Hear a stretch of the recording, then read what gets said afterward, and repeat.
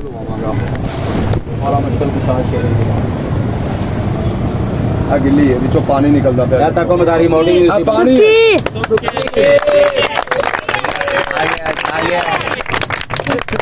आवाज दो जी सुखी है गिल्ली नारा लगाओ खा मिल क्या कोई आए नहीं तक फिर सारे एक मिनट सबर हो गया मिट्टी नहीं काटनी क्यों कमीज गाल चो ला फिर मिट्टी काट क्यों चोरी दी चोरी दी नहीं मैं समझ गया मैं भी मदारी हाँ तेरी कमीज से जिन का छाया लो उत्ते कोनी थल्ले है ना दो दफा कर चमला ही मारन डे फिर बाबा जी जेब च पाई हेलो एक मिनट तू जादू चलान डे ना हाँ जी मैं तेरे जादा प्यो पाया जादू का प्यो होंगे ही कोनी बखावा बखा चौरी साहब पीर वारे शाह लिखदा झूठा साज मदारी का सच्चा नाम किदा ये सारा काम ही झूठा है सच्चा नाम समझदार इशारे काफी है लाहौर में दरबार है दाता साहब बोलो जी है ते सिंध दे दरबार है सकी शहबाज कलंदर बोदला बहार बोलो जी है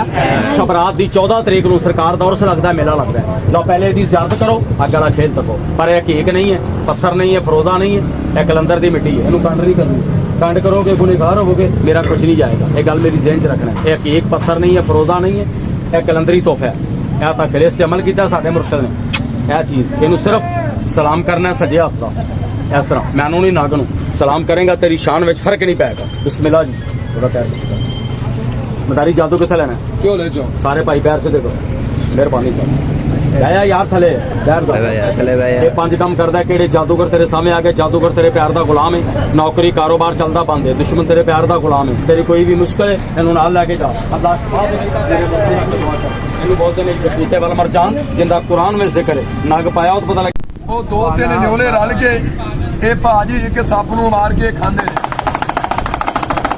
ਇਹ ਭਾਜੀ ਬੱਚਾ ਇਹ ਜੰਗਲ ਵਿੱਚ ਹੋਵੇ